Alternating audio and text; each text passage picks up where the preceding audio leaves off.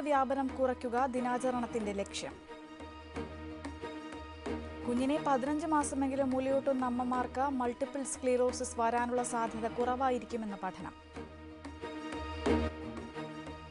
പടിഞ്ഞാറൻ രാജ്യങ്ങളിലെ പുരുഷന്മാരുടെ ആരോഗ്യസ്ഥിതിയിൽ ഗുരുതര ആശങ്കകൾ ഉണർത്തി പുതിയ പഠനം. കഴിഞ്ഞ 40 വർഷത്തിനിടെ പുരുഷ ബീജത്തിന്റെ എണ്ണത്തിൽ 60% കുറവ് വന്നതായി റിപ്പോർട്ട്.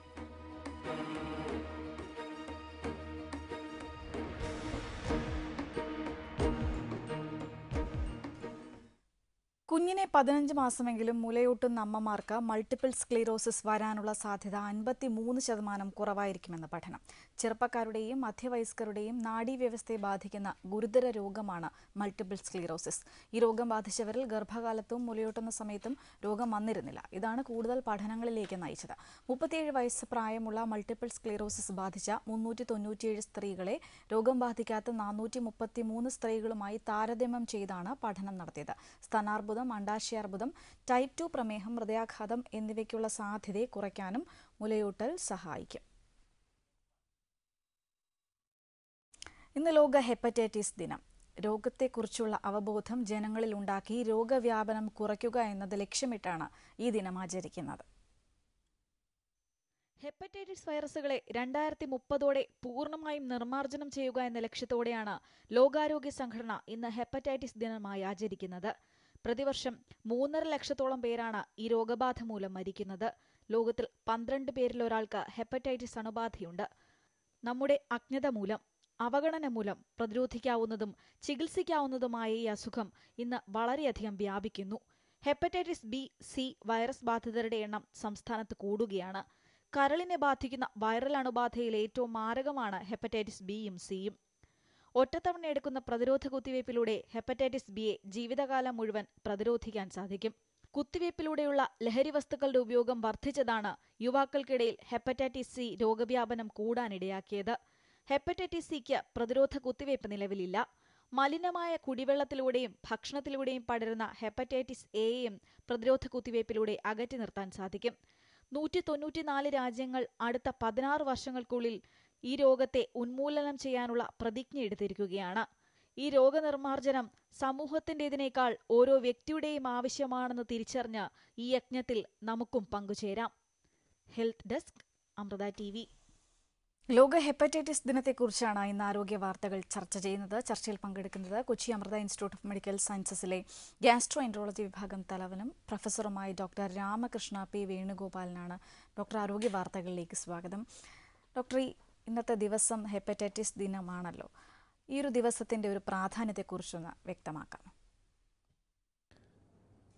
ഇപ്പോൾ ചോദിച്ചതുപോലെ ലോകം എമ്പാടും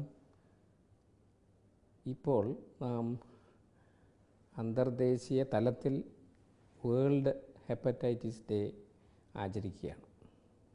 ഇതിൻ്റെ പ്രാധാന്യം എന്താണെന്ന് വെച്ചാൽ, നമ്മുടെ ശരീരത്തിലെ പ്രധാനപ്പെട്ട ഒരു അവയവമാണ് കരൾ അഥവാ ലിവർ.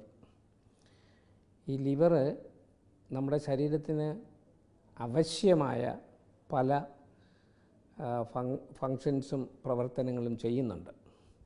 ഉദാഹരണമായിട്ട് അത് നമ്മളുടെ ആഹാരത്തിൽ ഉള്ള പല പോയിസൺസ്, ടോക്സിൻസ്, വിഷങ്ങൾ നിർമ്മാർജ്ജനം ചെയ്യുന്നു.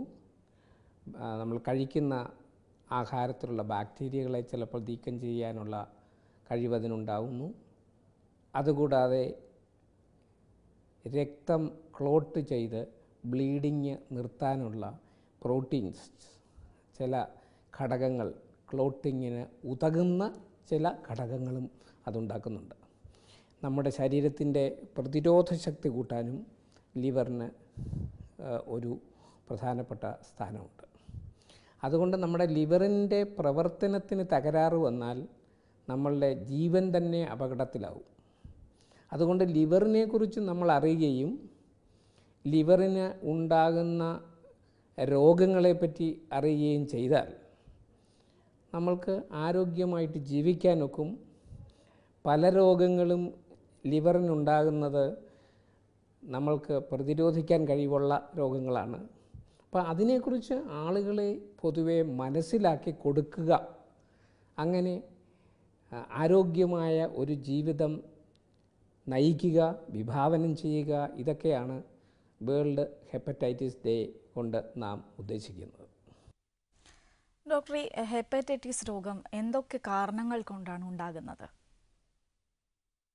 ഹെപ്പറ്റൈറ്റിസ് എന്ന് പറഞ്ഞാൽ നാം മനസ്സിലാക്കേണ്ടത് ലിവറിൻ്റെ നീർവീഴ്ച എന്നാണ്. ലിവറിന് നീർവീഴ്ച ഉണ്ടാകുക, അതിന് പല കാരണങ്ങളുണ്ട്. അതിൻ്റെ ഏറ്റവും പ്രധാനപ്പെട്ട കാരണം ലിവറിന് ഉള്ളിൽ കടന്നു ചെല്ലുന്ന ചില പരമാണുക്കളാണ്, വൈറസുകൾ എന്ന് നാം പറയുന്നത്. അതിൽ പ്രധാനപ്പെട്ട വൈറസുകൾ എ എന്നും ഹെപ്പറ്റൈറ്റിസ് എ എന്നും ഹെപ്പറ്റൈറ്റിസ് ബി എന്നും ഹെപ്പറ്റൈറ്റിസ് സി എന്നും അറിയപ്പെടുന്ന വൈറസുകളാണ്. അതുകൂടാതെ വേറെ ഡി, ഇ അങ്ങനെയുള്ള വൈറസുകളുമുണ്ട്. സോ ഈ വൈറസസാണ് സാധാരണയായിട്ട് കാണുന്ന ലിവർ നീർവീഴ്ചയുടെ കാരണം. ഡോക്ടർ, ഇപ്പോൾ വൈറസുകളുടെ കാര്യം പറഞ്ഞല്ലോ, ഈ വൈറസുകൾ തമ്മിലുള്ള വ്യത്യാസം എന്താണ്? അത് വളരെ പ്രധാനപ്പെട്ട ഒരു ചോദ്യമാണ്. ഈ ഹെപ്പറ്റൈറ്റിസ് എ വൈറസും ബി വൈറസും സി വൈറസും തമ്മിലുള്ള വ്യത്യാസം എന്താണെന്ന്.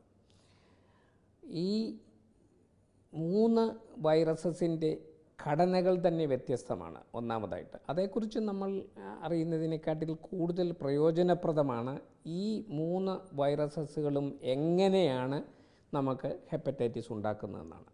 ഉദാഹരണത്തിന് ഹെപ്പറ്റൈറ്റിസ് എ എന്ന് പറയുന്ന വൈറസ്, അത് സാധാരണ ആഹാരങ്ങളിൽ കൂടിയും, അതായത് മലിനമായ ആഹാരത്തിൽ കൂടിയും ജലപാനീയങ്ങളിൽ കൂടിയുമാണ് നമ്മുടെ ശരീരത്ത് പ്രവേശിക്കുന്നത്.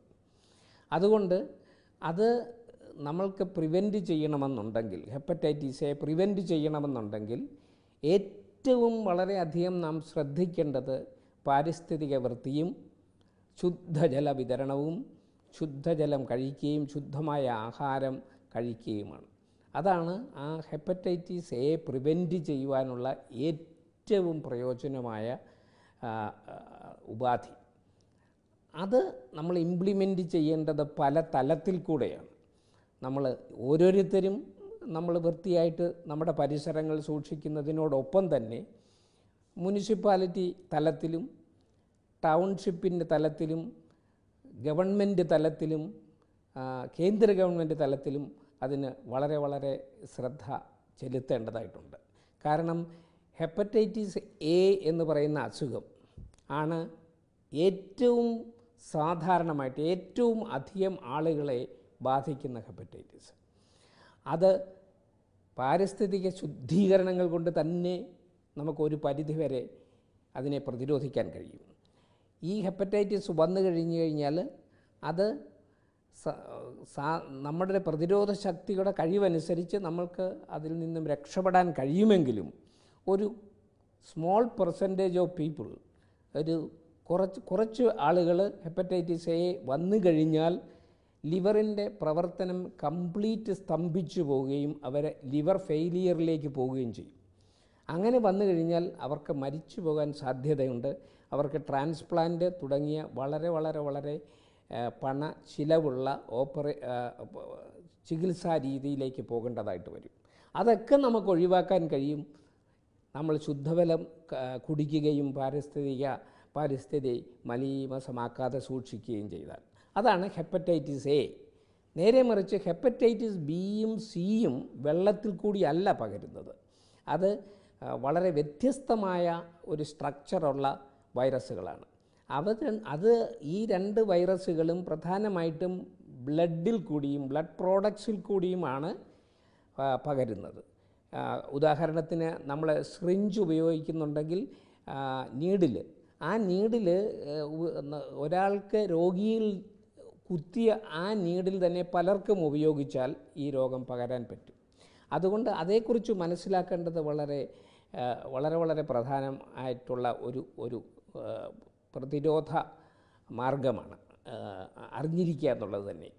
ഈ രക്തബാങ്കുകൾ, രക്തം സംഭരണ കേന്ദ്രങ്ങളാണല്ലോ, അവർ രക്തം ഇപ്പോൾ വളരെ കാര്യക്ഷമമായി പരിശോധിക്കുന്നത് കൊണ്ട് ഈ ഹെപ്പറ്റൈറ്റിസിൻ്റെ ഇൻസിഡൻസ് കുറഞ്ഞു വരികയാണ് പൊതുവെ. എന്നിരുന്നാലും അതേക്കുറിച്ച് ഈ നീഡിൽ നമ്മൾ കൈമാറുമ്പോഴും അച്ചുകുത്തുക തുടങ്ങിയ പ്രവർത്തനങ്ങളിൽ കൂടിയും ഈ നീഡിൽ ഉപയോഗിച്ച് രോഗികളിൽ അച്ചുകുത്തിക്കഴിഞ്ഞ് നമ്മൾക്ക് അച്ചുകുത്തുകയോ അല്ലെങ്കിൽ ചെയ്താൽ ആ നീഡുകൾ കൂടി ഹെപ്പറ്റൈറ്റിസ് ബി പകരാൻ സാധ്യതയുണ്ട്.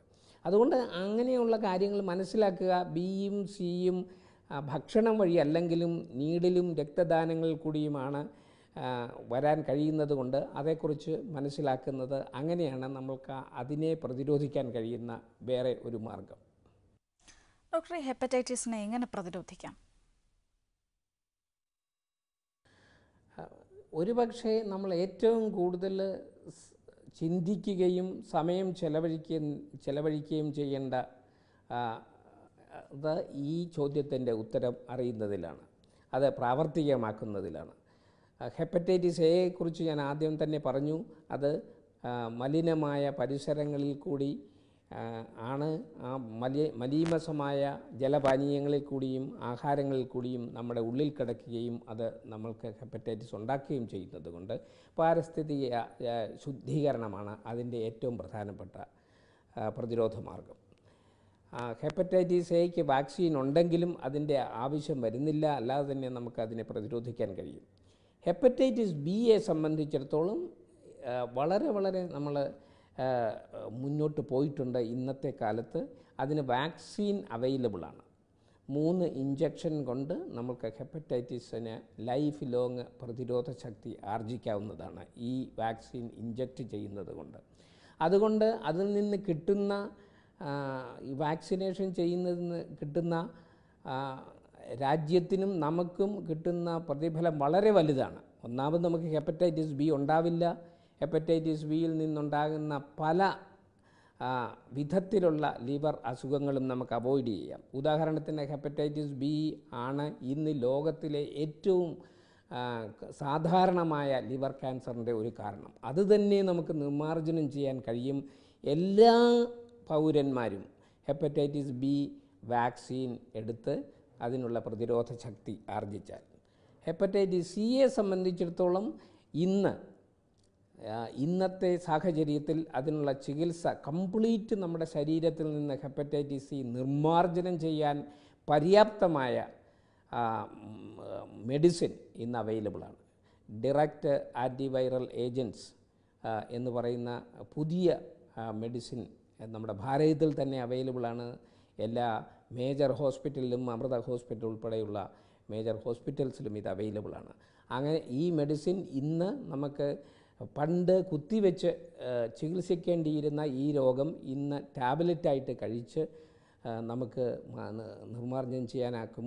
വൈറസുകളെ നമ്മുടെ ശരീരത്തിൽ നിന്ന് തീർത്തും നിർമ്മാർജ്ജനം ചെയ്യാൻ കഴിയുന്ന വിധത്തിൽ മെഡിസിൻ ഫാർമക്കോളജി മുന്നോട്ട് പോയി കഴിഞ്ഞിരിക്കുന്നു.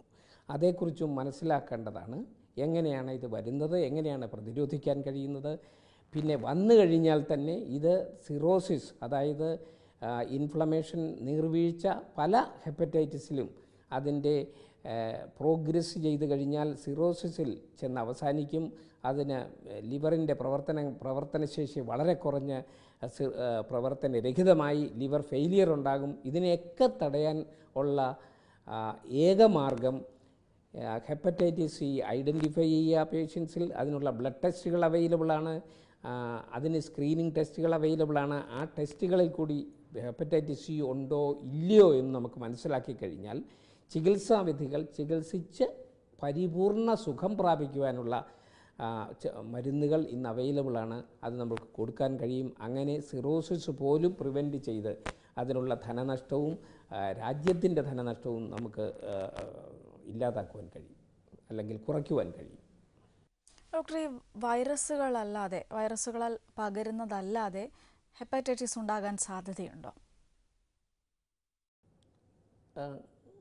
അത് വളരെ വളരെ രസകരമായതും വളരെ പ്രായോഗികമായിട്ടുള്ളതുമായിട്ടുള്ള ഒരു ചോദ്യമാണ്. സാധാരണ നമ്മൾ ഹെപ്പറ്റൈറ്റിസ് എന്ന് പറഞ്ഞാൽ അത് ആരിൽ നിന്നും പകർന്ന് കിട്ടിയ അസുഖമാണെന്നാണ് നമ്മളുടെ ഒരു ധാരണ.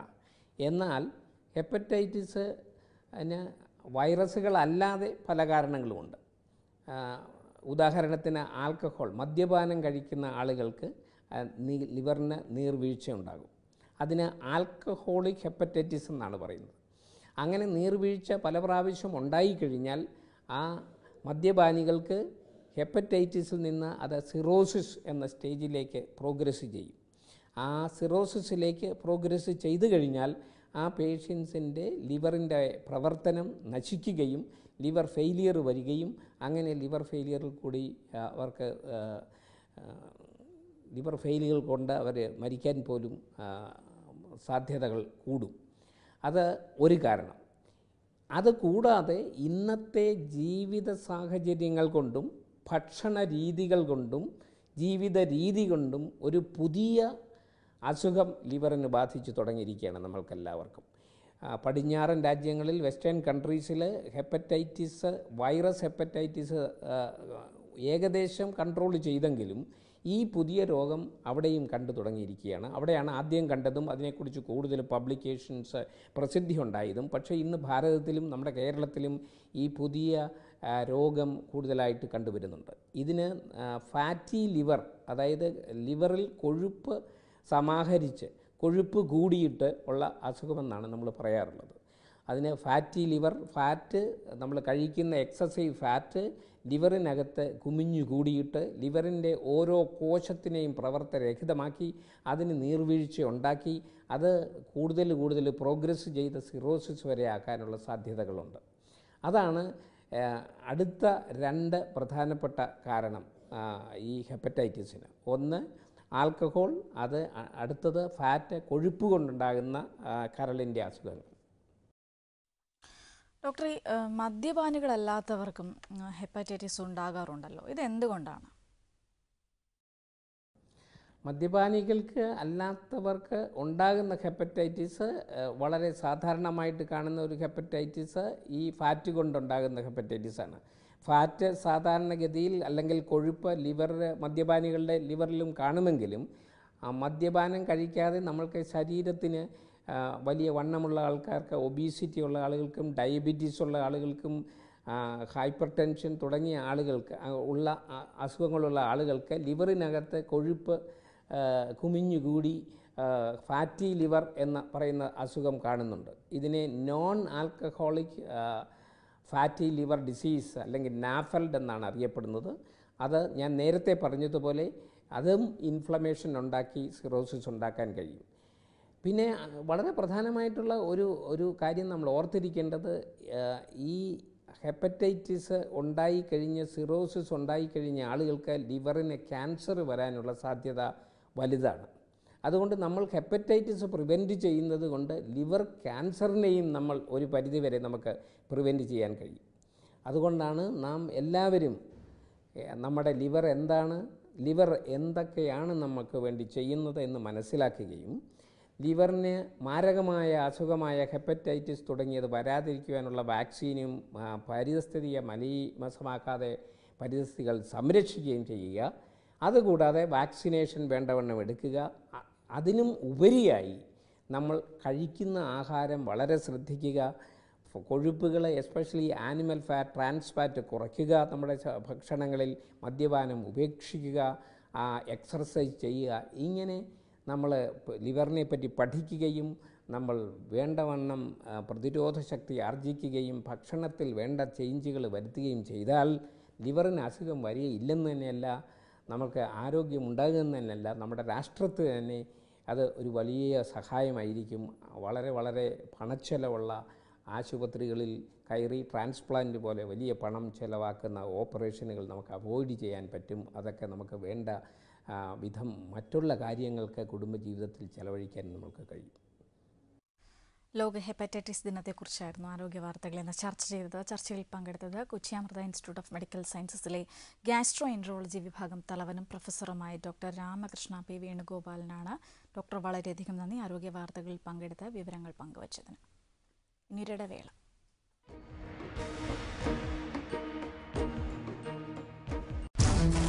സ്ത്രീ എന്നും പുരുഷന്റെ പീഡനങ്ങൾ ഏറ്റുവാങ്ങി അകത്തളങ്ങളിൽ തളച്ചിടേണ്ടവളാണ്.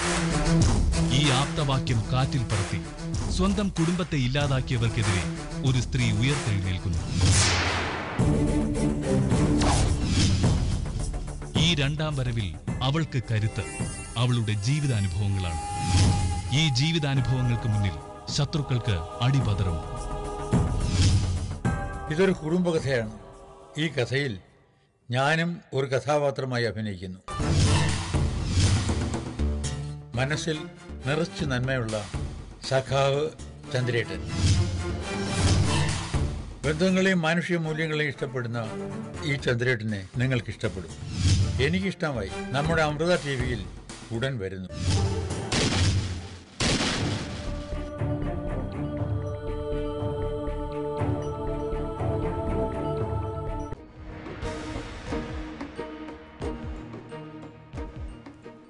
പടിഞ്ഞാറൻ രാജ്യങ്ങളിലെ പുരുഷന്മാരുടെ ആരോഗ്യസ്ഥിതിയിൽ ഗുരുതര ആശങ്കകൾ ഉണർത്തി പുതിയ പഠനം. കഴിഞ്ഞ 40 വർഷത്തിനിടെ പുരുഷ ബീജത്തിന്റെ എണ്ണത്തിൽ 60% കുറവ് വന്നു എന്ന് പഠനം ചൂണ്ടിക്കാട്ടുന്നു.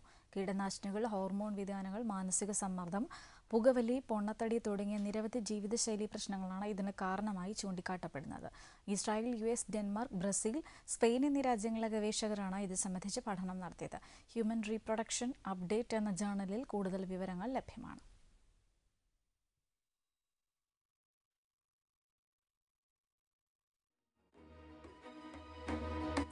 പ്രധാന ആരോഗ്യ വാർത്തകൾ വീണ്ടും. ഇന്ന് ലോക ഹെപ്പറ്റൈറ്റിസ് ദിനം. രോഗവ്യാപനം കുറയ്ക്കുക ദിനാചരണത്തിന്റെ ലക്ഷ്യം. കുഞ്ഞിനെ 15 മാസമെങ്കിലും മുലയൂട്ടുന്ന അമ്മമാർക്ക് മൾട്ടിപ്പിൾ സ്ക്ലീറോസിസ് വരാനുള്ള സാധ്യത കുറവായിരിക്കുമെന്ന പഠനം. പടിഞ്ഞാറൻ രാജ്യങ്ങളിലെ പുരുഷന്മാരുടെ ആരോഗ്യസ്ഥിതിയിൽ ഗുരുതര ആശങ്കകൾ ഉയർത്തി പുതിയ പഠനം. കഴിഞ്ഞ 40 വർഷത്തിനിടെ പുരുഷ ബീജത്തിന്റെ എണ്ണത്തിൽ 60% കുറവ് വന്നതായി റിപ്പോർട്ട്. ആരോഗ്യ വാർത്തകൾ നിങ്ങൾക്ക് വെബ്സൈറ്റിൽ ലഭ്യമാണ്. amrthatv.com/health സന്ദർശിക്കുക. യൂട്യൂബിൽ കാണാൻ youtube.com/amrthatv സന്ദർശിക്കുക.